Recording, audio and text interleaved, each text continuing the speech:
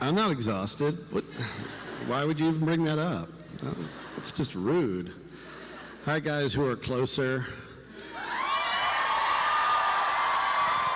Hi, guys who are farther away and clearly way more important.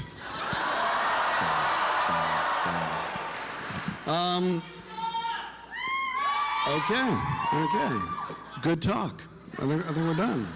I just want to say a quick thank you to Scott, Allie, and Sierra Hahn, and my Dark Horse peeps for doing all of the work on the books, and a huge thank you to my white knight in the last season of Buffy in the comics, Andrew Chambliss, great writer who came in and saved me from myself. Apparently, I have an issue with taking too many jobs, and I'm seeing a phalanx of therapists, but they do not seem to be helping. And I apologize in advance if I become incoherent or just sleep. But it'd be cute. I'm cute when I'm asleep, so you'll enjoy that. Good to the lucky people. No spooning. Yeah, no spooning is heavy. I don't really have any big announcements. Everything that I'm doing you kind of already know about. Much Ado, still in theaters. Just do the promotion thing. Okay, so it's pretty much going to be up to you guys to drive the conversation and make it fascinating and beautiful and interesting. Am I okay? Can you see me? I can't tell where the... Okay, I'm still in the light. Sometimes I try to hide from the light. It burns. So if people have questions, we can start that process as long as somebody knows how to line up and where and tells them when to talk. I see somebody at a mic. Hello. Hello. Ah, there we go. Okay. Hi. I think you're supposed to sing now. I can't sing. Don't ask me to.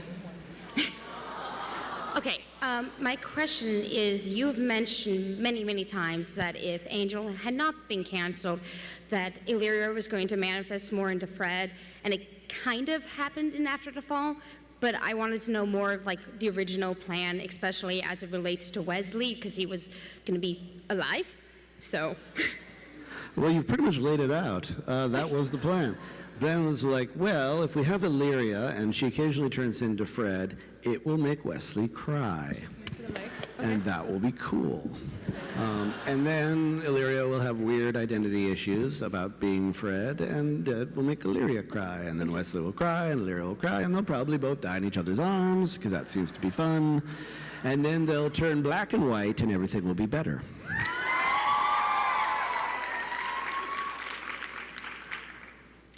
Hi. So we all know that you love to kill people. Thank you. Next question. And they're fictitious, so that's a little better. But which death scene was your favorite to write? It was Fred's. It was my favorite to write, and it was my favorite to shoot, because all the pain was there. Oh, I'm here. Hi, Joss. Hey there. All right, so you have conquered many things. You've conquered television and movies. Poland. People leave that out all the time. Wasn't easy. Throwing soldiers under the tanks. And our hearts. Yes. But do you think you'll conquer Broadway anytime soon?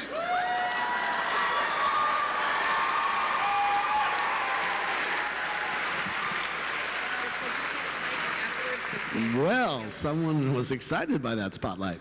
That was lovely. Not anytime soon, because to do something successfully on Broadway, it takes many years of work, and unfortunately, I'm already booked for many years of work. So I would love to, I want to, but it's not going to be super soon. I mean, yeah, duh. I wear the hands of jazz. Hello, my hero. Hello, my villain. What moment, on screen or off, written, directed, etc., gives you warm fuzzies when you think back on it? Warm fuzzy moment. Honestly, let's go back to the death of Fred.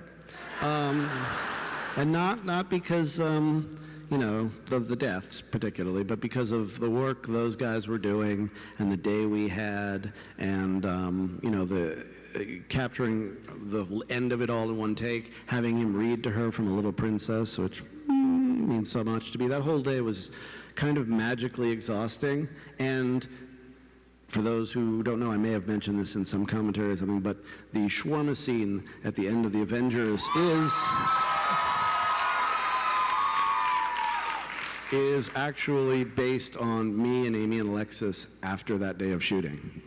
Because I was like, we have to get a drink! And then we just went for about 45 minutes. Hello. I was wondering, do you enjoy working with characters that you've created more or characters that have already been established, like with the X-Men? It's all good. I mean, ultimately, they get away from you even when you create them. There's this particular buzz in going, Captain America's saying this. but in the main, in the whole, when you do the big picture, creating your own universe, there's nothing like it. There's nothing better. But in the smaller view, it really is the same, because even if, when you're creating something, if you're working on a TV show, you get an actor to play it, already you're beholden to that. So there's a history, no matter who you're writing. And sometimes it's nice to have the work done for you, but at the end of the day, it's all just, he's got to say cool stuff. Hi, I've never been able to find the answer to this, but why would Giles not have been able to fly in for Xander and Anya's wedding?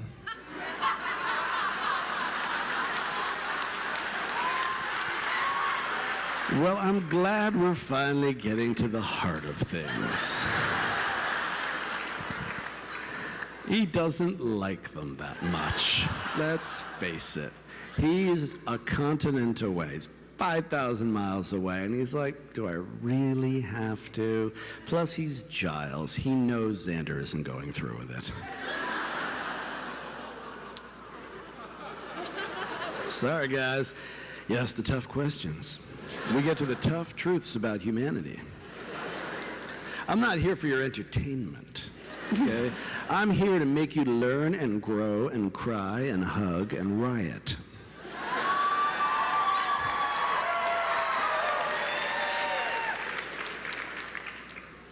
Hi, Joss. This is Nora. I was just wondering, how is it different for Much Ado About Nothing to be working with a script that wasn't written by you? It wasn't? It was very relaxing, actually, because not only was it not written by me, it was written by that guy, which meant that not a word could really be changed. So, once I'd sort of taken it and adapted it and made the cuts, because it's quite a long script, and turned it into what I viewed as a piece of cinema, then I never had to think about that again. I had to, all I got to do is play with the actors in terms of their interpretation and, why they were saying what they were saying when, and, just have all the fun of storytelling as a director without any of the responsibility of the writer. So it was a blast. Thanks. Hey. I know you. You killed Fred. Not me, it was her. Hey, I'm a really big fan of Dr. Horrible. I mean, I've been...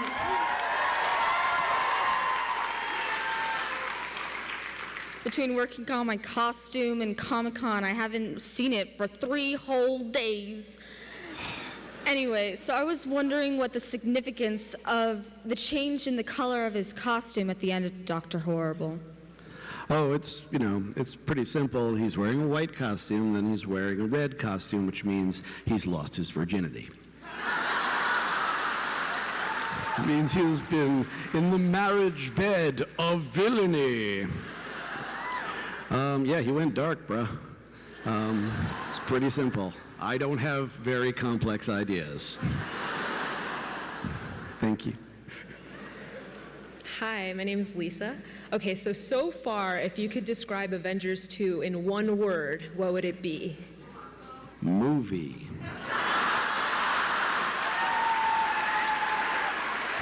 That's right, we're trying something a little different this time.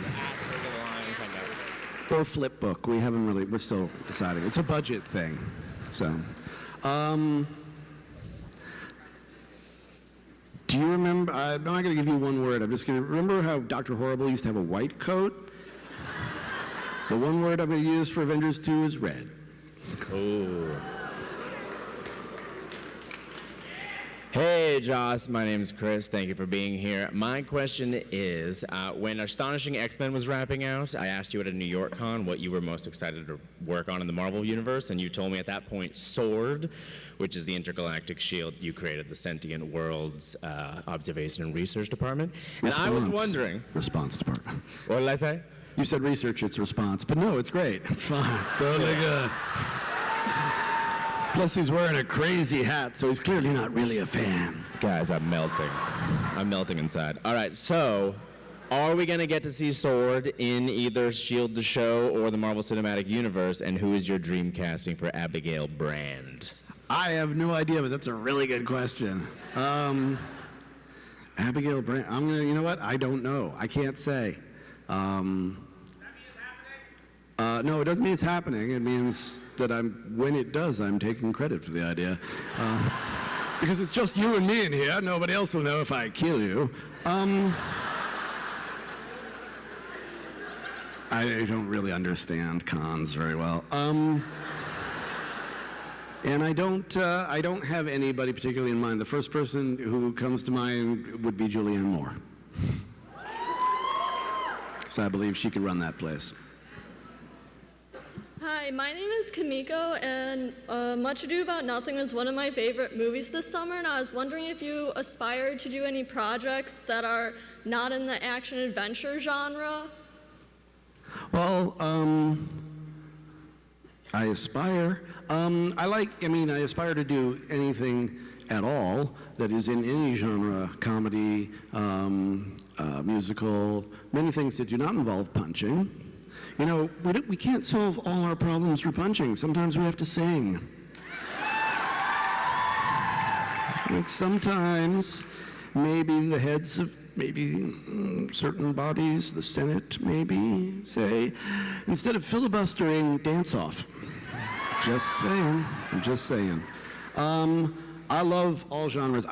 The only thing, I get stymied by the family drama, the sort of, I don't necessarily know how to approach that, but apart from that, I like many things that do not involve explosions. Yes, I'm a Renaissance man. Thank you. Hi, wow. Just need to fanboy out real quick. I sincerely want to thank you for sharing your talent and genius with the world, and just want to say that you have no idea how much your work means to me, so thank you so much. Anyway, my question is, a few years from now, when you have more time, there's a scenario, studio or comic book publisher, really anyone, basically gives you a blank check, says you can have as little of a budget or as big of a budget as you want. You have access to any licensed character that you could possibly want to work with. What would you make? What? This is turning increasingly into a game show.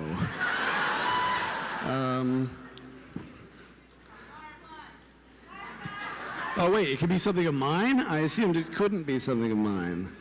Well, if it's anything, then yeah, we should probably get the crew of Serenity back together.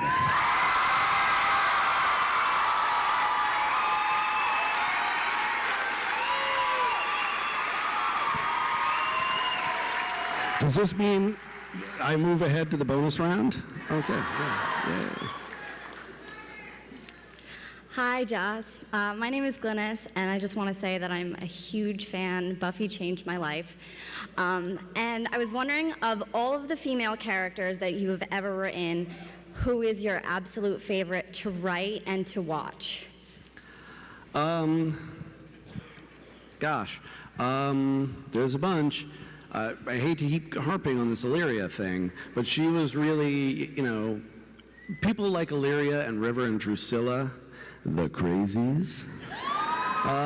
It's the closest I ever get to writing like freeform poetry, which is that's really exciting to have somebody who doesn't think laterally. They're a ton of fun. At the end of the day, though, I pretty much fall back into Buffy. I mean, she's my girl, and she says the things that need to be said, and then she adds a Y to the end of them. Why are you wearing a trench coat? Is it a thing? Is it a character? Go back. What? Cool. Looks cool. I'm so behind. I don't understand half the cosplay that's going on here. It's because I'm super fucking old. Where's Space 1999? That's fresh. Let's dress up like that. In my day. Hello, Mr. Whedon. I just want to start off with complimenting you for joining the ranks of Gene Roddenberry, Jim Henson, Stan Lee, was one of the pillars of pop culture. I'll take that. Thank you. My question is that you're obviously going to do at least 2 or 3 more Avengers movies. There's all these other satellite projects, like Ant-Man, Black Panther, all these that aren't under your control. Is there some kind of consulting element so you can ensure that these people don't go off the rails because they'll eventually become Avengers? Nothing's under my control. I do actually have a consulting deal with Marvel for not that reason, but it is part of it. I'm involved with all of their movies and a certain TV show. And part of that is making sure that everything lines up and they don't start contradicting each other and all that stuff. So yeah, actually, that's going on. It's really fun too because I get to sort of dip my toe in and sort of have a little Thor time, a little Cap time, and they are, Ant-Man is on the slate already as its own thing, so, and, Edgar Wright is gonna kill it. He's gonna kill it. Hello. I saw S.h.i.e.L.D. today. It was awesome. But there were these 2 cute, adorable scientists, and I couldn't help but feeling, man, he's gonna kill them soon or eventually. So now that everyone's onto your game, that if you love this character, I will kill them, how do you write with that in mind? Or do you not care? Maybe you don't care.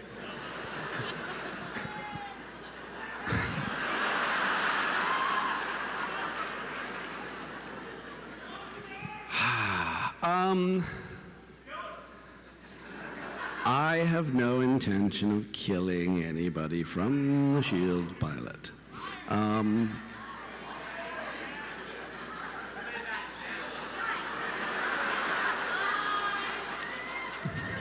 Liar?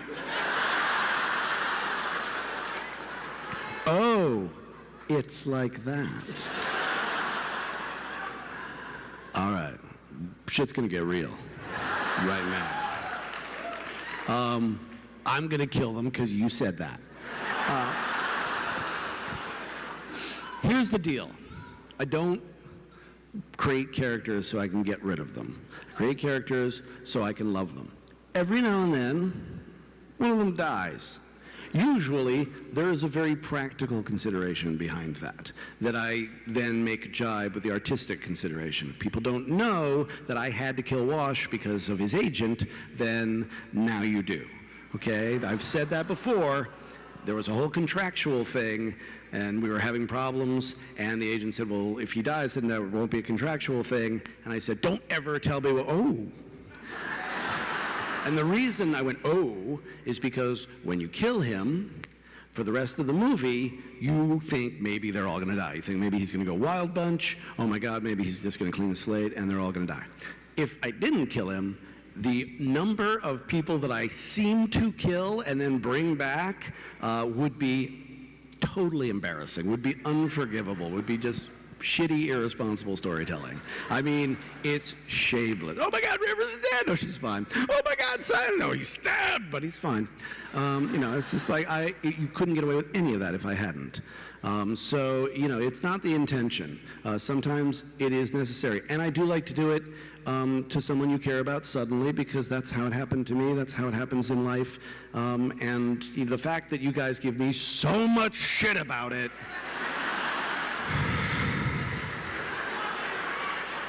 means that I'm probably doing it right.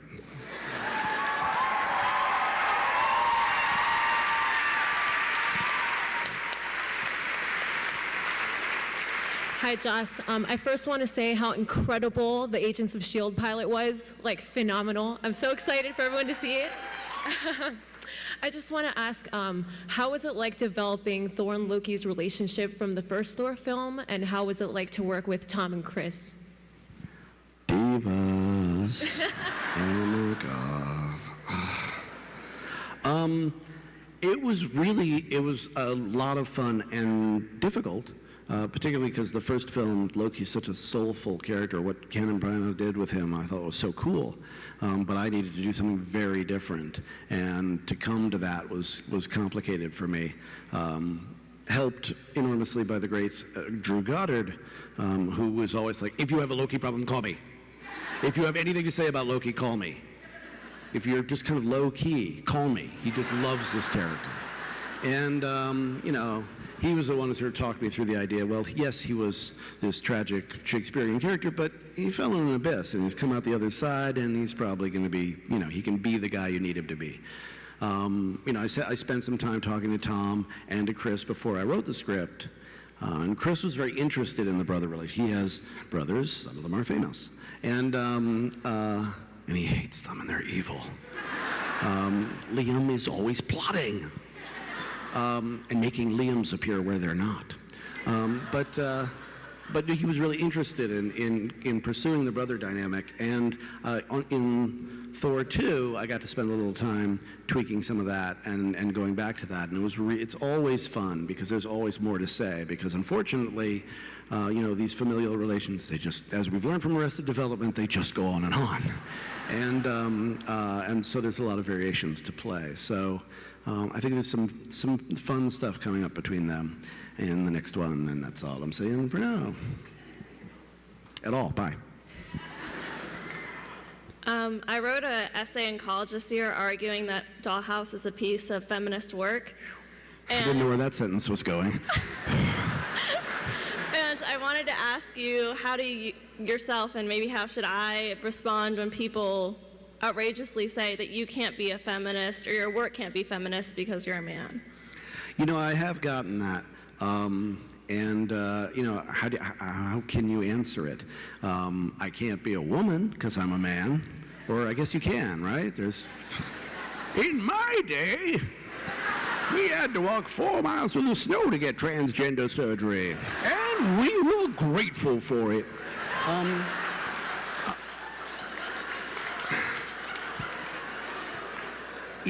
I think I just don't think that's a valid comment. I think there's a perspective I can never have, and I'm fully aware of that. But whether or not you're a feminist has nothing to do with that perspective. It has to do only with wishing that one half of the human race could be treated as well as the other half of the human race.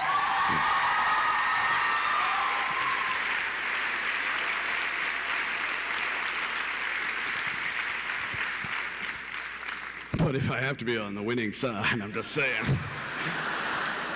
See, I'm not a feminist. Hi, Josh. I'm curious. Whoa. No. I just blew it. No. Sorry. It's a tongue thing. Sorry. If you want to beat me to death, that's okay. It'd be I don't. Is that okay? Yeah. It's weird too because I lined the trunk of my car and everything, and yet I'm just out of the mood. Regarding when you first started doing Firefly before the pilot would have come out, and you guys started to integrate Chinese as a language, but really it only ever turned into curse words used in almost every sentence everyone said. Was there ever a worry that you were going to be censured or fines would come floating your way before the show even had a chance to be what turned out to be unfortunately unsuccessful? You mean because of the language?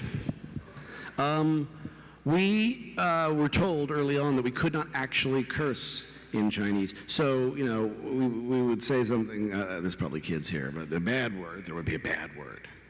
and they would say, "You can't say that motherfucking word," and so.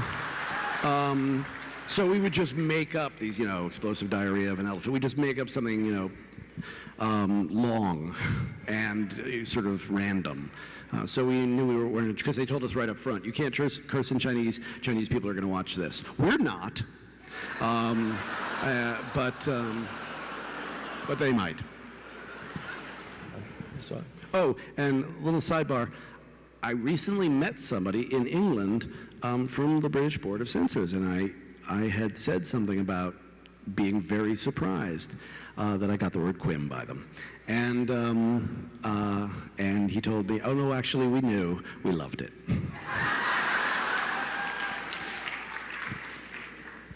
Yes, I'm a pastor by trade, and I loved Cabin in the Woods.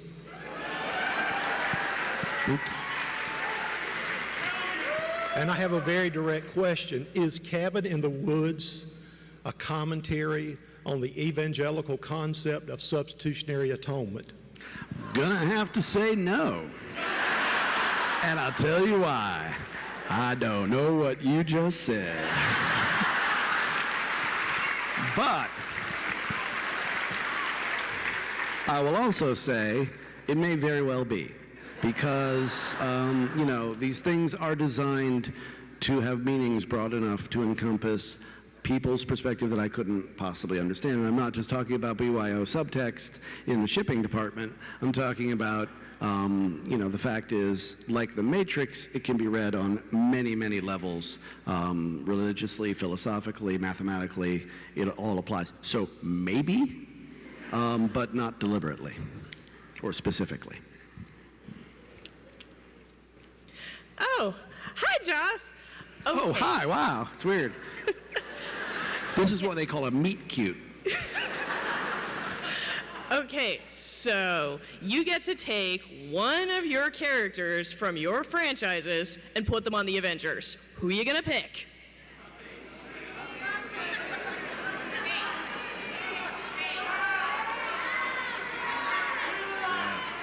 Yep, it's gonna be Andrew. It's gonna be Andrew.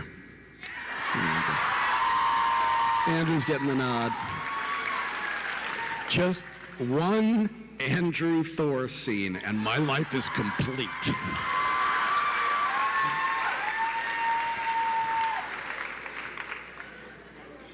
Hi, Joss.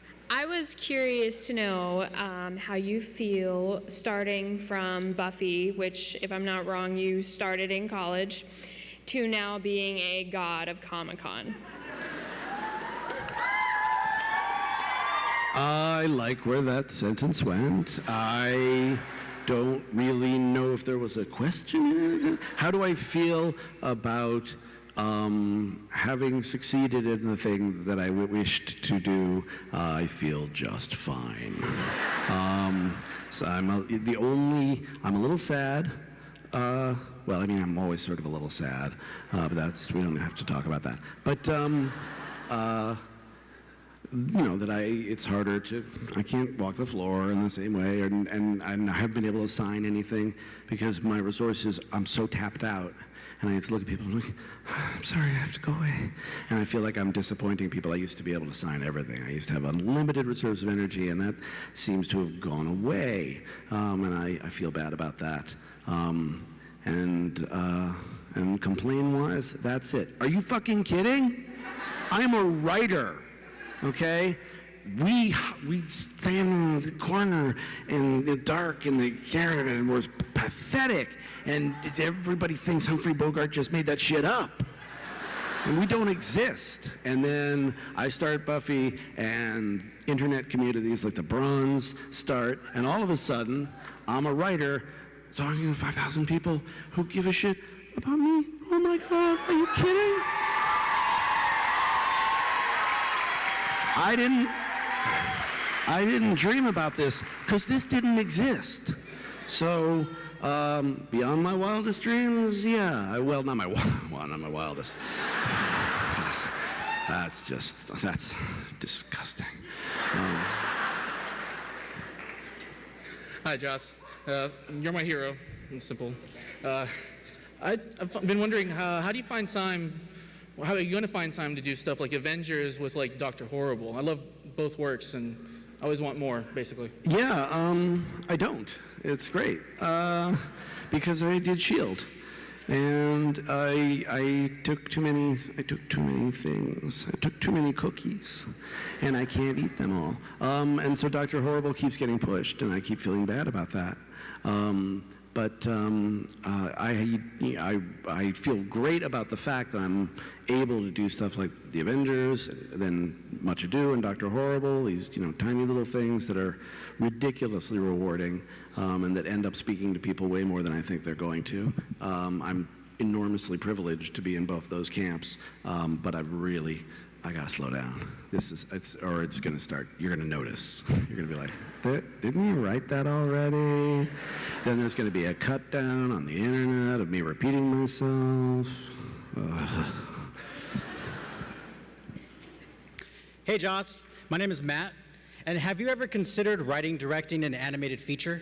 Oh yeah. Oh God, yeah. All my life I've wanted to do that. I love animated films. But I don't want to do, I feel a little bit like all the CGI animated films are the same film. I just feel slightly like the rhythms and the sidekicks and the parent issues, and I just feel like I would love to see one of these movies made more of a sort of PG-13, kind of a tougher, more adolescent, like adventure story that isn't just we're wacky, we're wacky too. We've got to stop the problem. They're fun, and some of them are beautifully made, and some are better than others, but I really do feel there's a sameness to what we're turning out. And then you look at the animation in Japan, and it's so adult and so, obviously Miyazaki is, a real god, an actual god. But, they're not afraid to say, grown-ups want to see animated things too. And I feel like it's time, that time has come. I'd love to be the guy that does it, but since I'm busy, somebody should. Okay. All right. So I'm trying hard not to be a fangirl. I love everything you've done. Fail. Total fangirl just then. But which one of your projects and which one of anything do you geek out about? God, I don't really geek out about my own projects. I think that would be even more narcissistic than I usually am. Maybe I'll try it. And I never know when I'm gonna geek out. I geeked out at the Saturns because they gave an award to Jonathan Banks, and ever since Wise Guy, he's been one of my total heroes, so that was the thing. You just don't know when it's gonna happen. We will never discuss meeting Bernadette Peters, because it's just...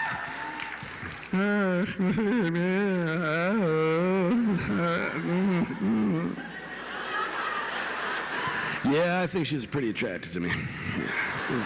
We really hit it off. It happens at the con sometimes, just ran into Mark Silvestri. You see these people who are, don't do the stuff you love, but I try to keep it cool. I had lunch with George Lucas at Hooters one time, which at the time was maybe the most surreal experience of my life. At the time. And that rhythm got a little, at the time. But in general, I'm incredibly calm. Mostly. Sorry, I should geek out about more things. That would be a better answer. Does somebody else want to take over? Hi, Joss. Thank you for looking at me.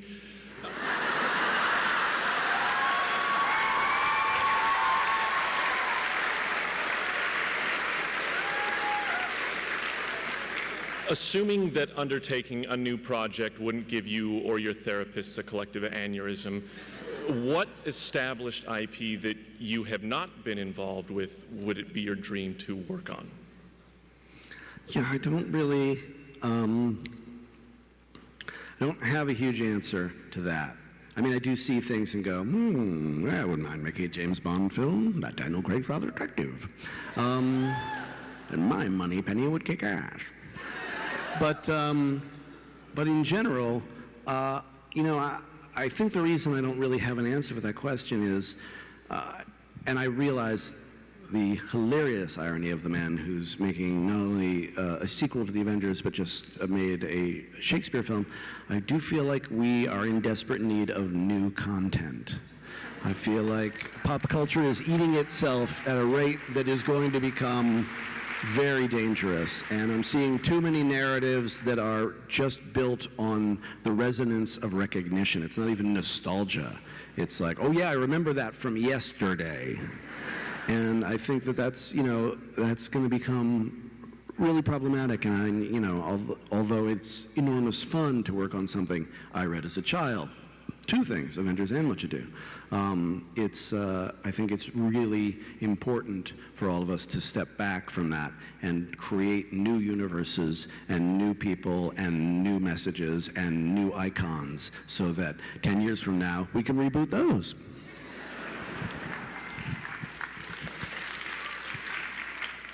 Hi, I'm JJ. I almost didn't come up here because I'm not insightful and I'm terrified. Okay, I know exactly how you feel. But basically, one of the goals of my life was to have you perceive my existence, so now you are. And basically, I'm just gonna ask you to settle an argument I had on the internet years ago. At the end of Buffy, were Xander and Anya back together, or at least on their way to it? No, I don't think that they weren't definitely anything. They had reached some kind of an accord. Had we continued, who knows? But we knew we were done, and he ended up with somebody else. I don't know if you've read about this.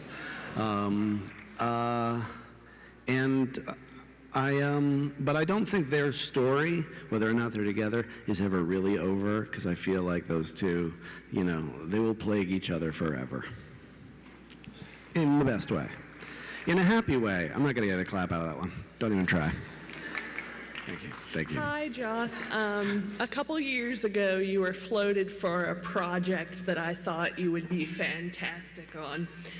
And I wanted to know if you would reconsider going back to Wonder Woman if it happened.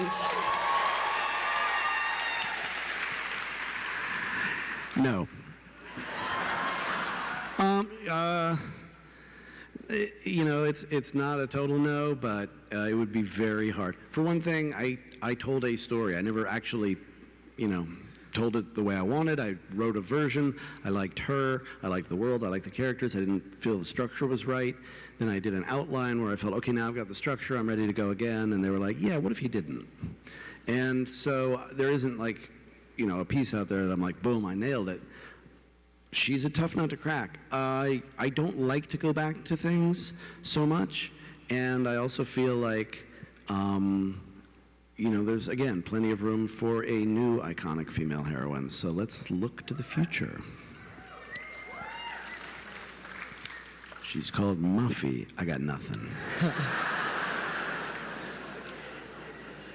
Hi, Joss. I saw the pilot for the Agents of S.h.i.e.L.D. and it was awesome. I guess my question would be, will Kobe Smulders be a series regular since How I Met Your Mother is ending this year? We don't have that plan. We can't afford her. No. But we do hope to see her again. That much I can say. Right now she's got a whole, you know, show to shoot, and then she's also been appearing in films, and so you know, I don't know that she'd want to tie herself down to a TV series, but hopefully she will grace us with her presence some more. Yes. Hey, I'm Taylor. So I kind of feel like my question's coming out of left field a little bit. Oh, unlike all the others. Okay. No, yeah, exactly. But basically, Dark Horse does some really sweet comics, like Star Wars and Avatar: The Last Airbender. So, they've published a lot of the works you've worked on before, but would you ever turn one of their things into something? I'm thinking Avatar: The Last Airbender, live-action movie. I know you don't have time, but sometime. No. Again, there's a way into any story, and those stories have a lot of juice. But is the world ready for a Hellboy movie? I don't think so.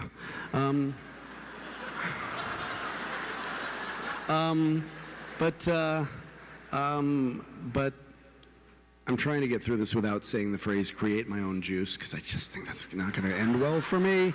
But I'm not looking to anybody else's properties. The last time I can remember, I actually went, "Oh my God, I want to make a show of this." Was when I read Global Frequency, and then I found out somebody already was, and it didn't happen. But that was so it's very seldom that I go, I've got to put my spin on this. I'd like to put my spin somewhere else. None of these are working. All of my metaphors are drying up. But you're watching it happen. You're seeing the end of a career. People are like, he's at the peak of his powers. I'm like, oh, so strap on the skis, because I guess we're going downhill from here. Holy crap, it's really me. So, with the Avengers being so impressive, with melding so many big characters, and with adding things like Quicksilver, Scarlet Witch coming in here, and with such a massive universe out there in the comics, if we could kind of say, screw the legal stuff, what Marvel characters do we want in the future? Would you consider adding, which one of the Avengers do you want down the line? Oh, you mean like of the new Avengers? I'd take them all. Are you kidding? Spider-Man, Wolverine, Luke Cage, Jessica Jones. Let's just get them all in the house. Then I would shoot myself because I have 20 characters to write instead of. I just want to make a movie about one person, ever. God, you have no idea how hard it is. My life is rough. Okay, I'm done. Oh, hi. My question is, we all know that Firefly has ended in a TV series and movie, but were you ever thinking of expanding on the universe you had built for Firefly in a new TV show or comic series? Yes. I've thought about it. We've done some comics. Gonna do some more. And I've thought about other TV series that could have been spun off it, and that whole universe still intrigues me. It's always a question of time. It's in my mind, it's brilliant. So is S.h.i.e.L.D. Now we have to make it, okay? Somebody shut my mind down. No, shut them all down. Hi. Hey. This is a rather specific question, but my favorite episode of Buffy is Normal Again, when she's in the mental institution. And I was just wondering where that idea came from, or how it existed. Where did that come from? It came from, a lot of different places. We had for years wanted to do a Buffy's in a mental institution. It was all, a trick, a sort of episode just as a teaser. We're like, what a great teaser! What comes next? Crickets for 3 years. My assistant Diego, who wrote it, he cracked the idea, and for me it became fascinating because it was about the creative process to an extent. positing the idea that she had created this world meant that we could examine the world we had created, and we could talk about it in a fourth wall way, but not in an obnoxious fourth wall way, not in a winking at the camera, but really sort of like, how does this make sense? Which not only is fun for the show, where some things don't make so much sense, but also for, you know, that sort of existential moment in your life where you're like, really? This is my family? This is what I look like? This is what we eat? This is just all very weird. And I don't understand how we got here. And the idea of leaving it open to question. Was this all, you know, was this whole series in somebody's snow globe, or did it really go down? And it was fun for me. I did try to put in a line when I was doing the X-Men for Scott Summers to say that he had a second cousin in a mental institution who thought she fought demons. But I just couldn't justify, I couldn't come up with a conversation to slip it in.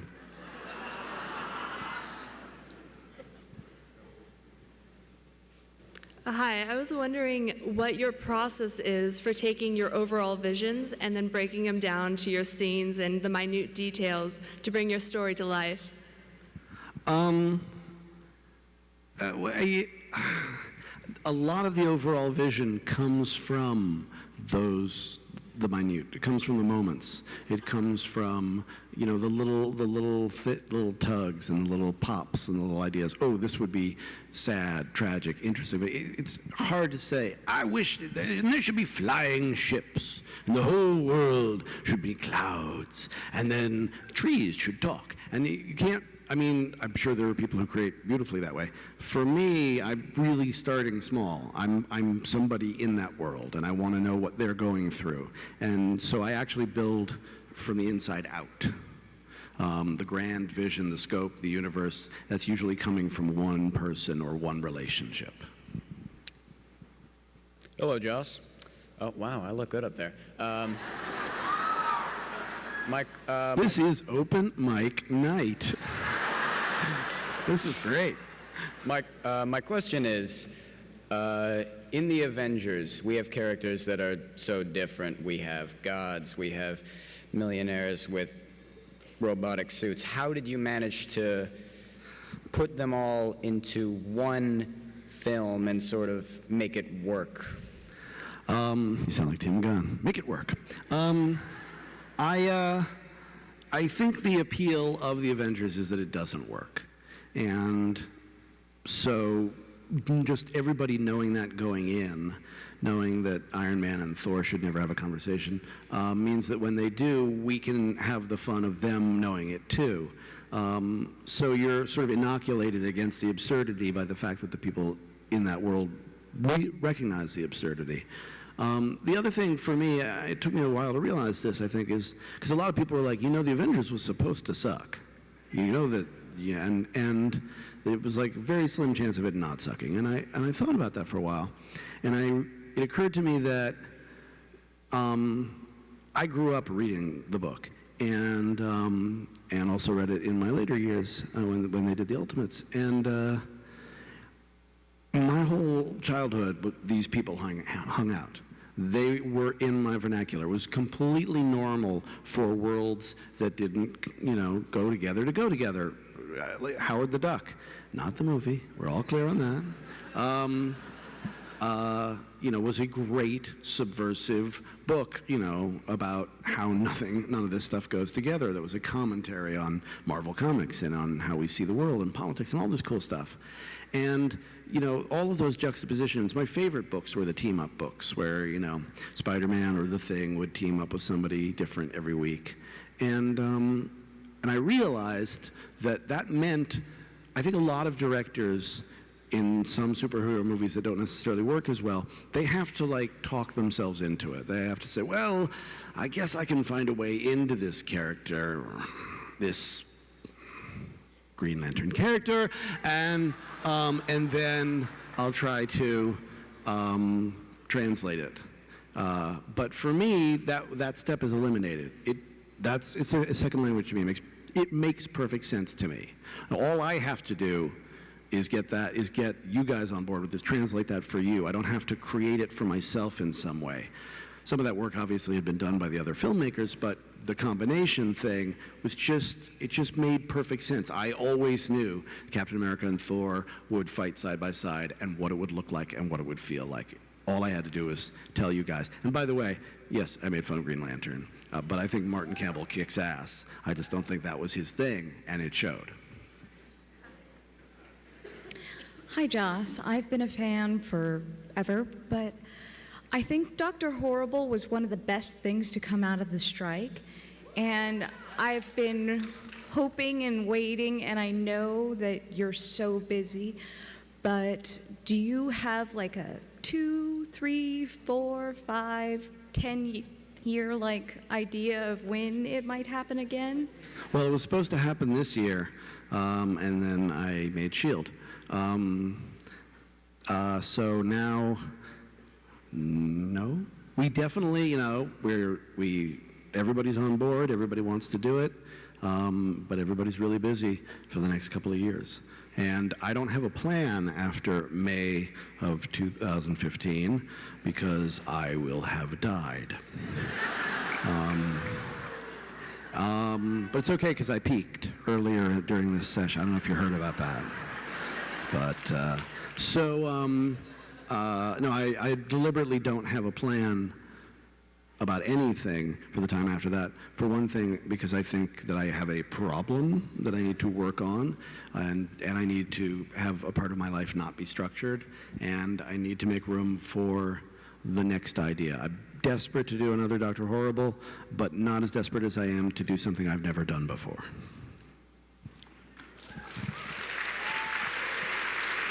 We have time for 1 or 2 more questions. Okay, my sister's an English professor, and we both loved Much Ado About Nothing. And I was wondering, when was the exact moment you wanted to produce that Shakespeare adaptation? And if you could do any other Shakespeare work, what would you do and why? Hamlet, and do I really have to explain it?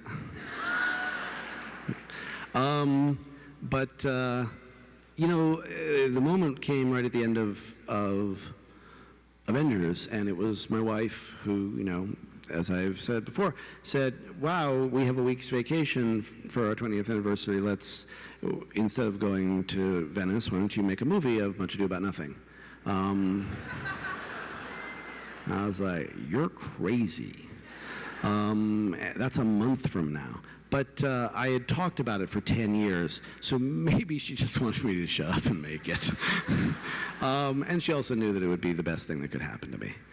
So it really was 1 month and maybe 4 days from her bringing it up to us rolling, which is the way everything should be.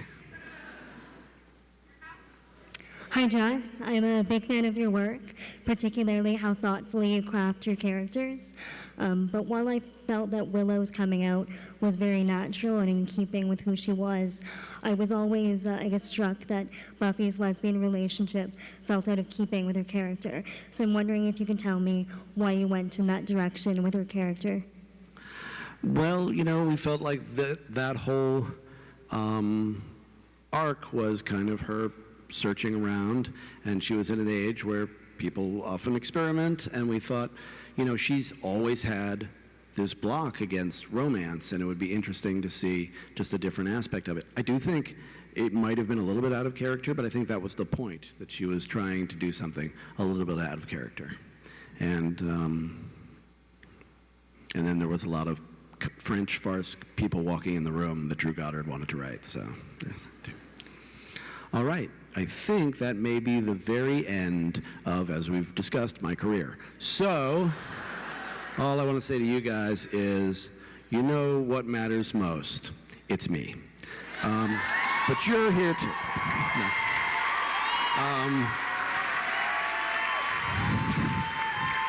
My God.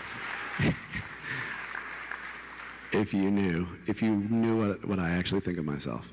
But I do know this.